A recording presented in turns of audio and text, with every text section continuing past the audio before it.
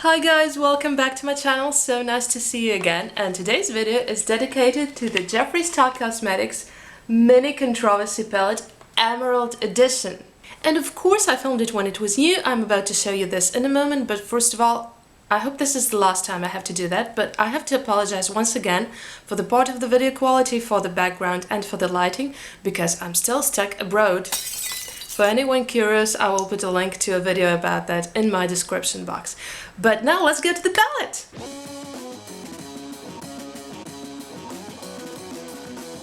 Here is what it looked like when it was absolutely new and untouched.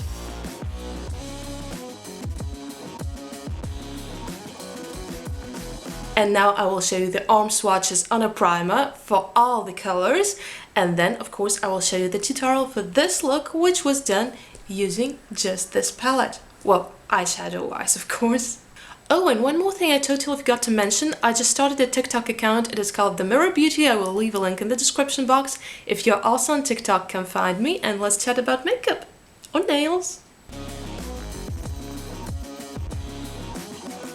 Exposed, Diet Root Beer, My Boyfriend's Purse, My Apology.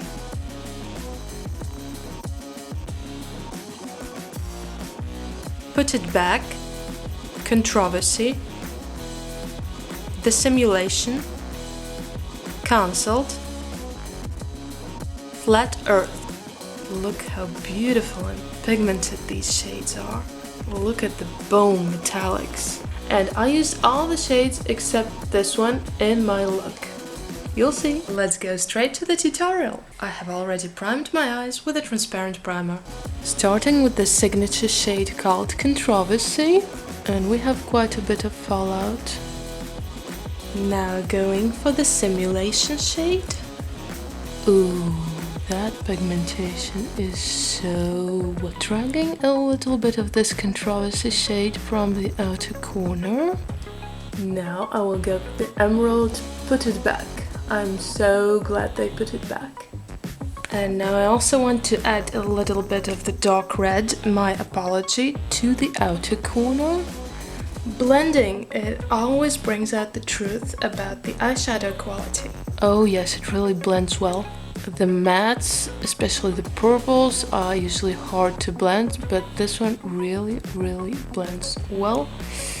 It does have a very slight fading, but really slight one. I just want to add a tiny bit of the Flat Earth light blue shade above my coloring and blend it really well. Also adding a teeny bit of the Exposed under my brow bone. Now I'll just remove the fallout and draw my wing off camera and get back to you with the lower lid eyeshadow. I'm gonna use a little bit of Flat Earth in the inner corner, and then I'm gonna cover it all up with Cancelled. I will highlight my inner corner of the eye with the shade My Boyfriend's Purse. I also added a tiny bit of Controversy to the outer corner on the lower lid. I added the mascara, the lipstick, the green pencil to my waterline, and here we have the finished look.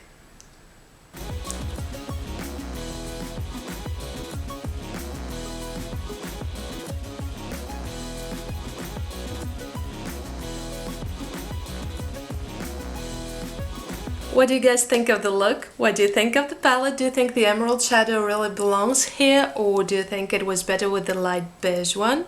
Please let me know in the comments, and I will quickly tell you my first impressions. This is my second time buying the Jeffree Star Cosmetics shadows. The first time was the Jawbreaker palette. By the way, I have the video on that too, and I think that this one just makes a perfect pair with the Jawbreaker palette, because some colors that the Jawbreaker lacks are present in this palette and vice versa, so together they just make a whole huge palette that you can do any kind of a rainbow look with, and which I love to do. As for the quality, I was really impressed the first time when I bought the Jawbreaker, and I'm not disappointed this time. The colors are insane just the way you see them in the palette. The payoff is great, the pigmentation is super awesome, and the only downside that you can possibly name is the fallout.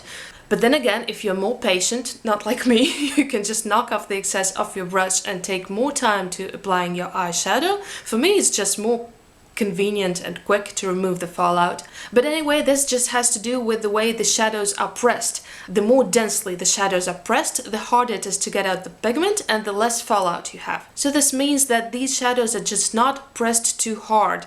You can easily get out the pigment, but you get some fallout. Quick update, the eyeshadow has been on for 5.5 hours. It is still very much in place, nothing has been ruined. So the staying power is at least decent, and I personally think it is good. The Jawbreaker staying power makes me think that. I'm very happy with this palette, however I need to say that on its own the color story is a bit controversial. Maybe that's why it's called mini-controversy, huh?